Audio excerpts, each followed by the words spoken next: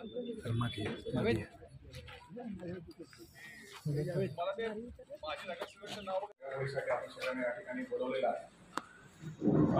काल कराड शहरमध्ये सैदापूर भागात आमचे एक बीट कॉन्स्टेबल यांना माहिती प्राप्त झालेली होती की त्या भागात काही अशी लोक आहेत जे विदाऊट नंबर प्लेटचे टू व्हीलर वापरत आहेत आणि कदाचित टू व्हीलर चोरी करण्याचा प्लॅन त्या ठिकाणी त्यांचा आहे. या माहितीच्या आधारावर सदर अंमलदार आणि त्यांच्यासोबत त्यांचे साथीदार त्या भागात गेले आणि त्यांना त्या परिसरामध्ये पेट्रोलिंग करायला सुरुवात केली. त्यांना ते लोक सापडले आणि सापडल्यानंतर मग त्यांनी त्यांचा पाठलाग केला. पाठलाग केल्यावर समजलं की हे लोक पोलिसचा प्रतिकार करायला लागले आणि सहजासहजी ताब्यात यायला ते अजिबात तयारी नव्हती त्यांची. मग त्यांना त्या ठिकाणी त्यांनी पोलिसांवर हल्ला देखील केला. तरीही त्या दोघेही पोलीस अंमलदारांचा आपण कौतुक केला पाहिजे. दोघांनी त्या आरोपींचं पाठलाग केला, त्यांना पकडलं.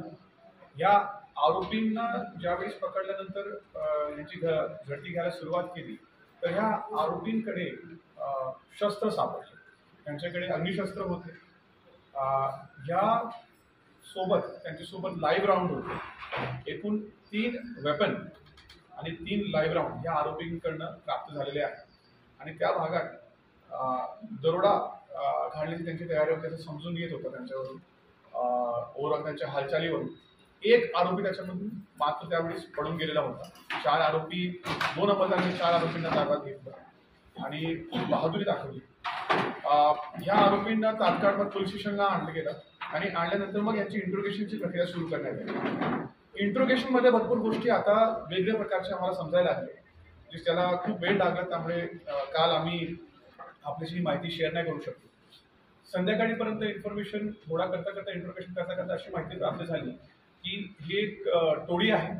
त्याच्यामध्ये जो मुख्य आरोपी आहे हा मुख्य आरोपी बबलू उर्फ विजय संजय जावीद हा हातकणंगले कोल्हापूरचा राहणारा आहे, इचलकरंजीचा आहे. आणि त्या भागात ह्याचं जुनं एक वैमनस्य होता. एक दुसरे एक ग्रुपसोबत गणपती मंडळ आणि अशा प्रकारचे सगळं भांडणं होती. आणि या भांडणावर 302 दाखल आहे. 2 वेगवेगळ्या प्रकारचे मर्डर एक ह्या ग्रुपमध्ये एक समोरच्या ग्रुपमध्ये झालेले आहे. हा आरोपी स्वतः जेलमध्ये एक 10-12 वर्ष राहून आलेला आहे त्या गुन्ह्यामध्ये. आणि आता बाहेर आल्यानंतर ज्या ग्रुपने ह्या ग्रुपच्या लोकांवर हल्ला केला होता आणि एक आरोपी त्याच्यामध्ये एक गँग मेंबर यांचा मारला गेला होता, त्याचं बदला घेण्यासाठी आता ह्यांनी सगळ्यांनी एकत्रितपणे येऊन तयारी केली होती. आणि ह्या गँगचा जो मुख्य आहे त्या मुख्य माणसाला ह्यांना मारण्याचा याच्यामध्ये प्लॅन केला होता. हा जो मुख्य व्यक्ती आहे हा इचलकरंजीमध्ये एक माजी नगरसेवक आहे. आणि ह्या माजी नगरसेवकाला मारण्याचा कट त्यांनी रचला होता. त्याच्यामध्ये कॅश वगैरे इत्यादी साहित्य देखील यांच्याकडे सापडलेलं आहे. त्याचबरोबर याच्यामध्ये अजून काही गोष्टी आम्हाला समजलेल्या आहेत जे अजून तपासाचा भाग आहे.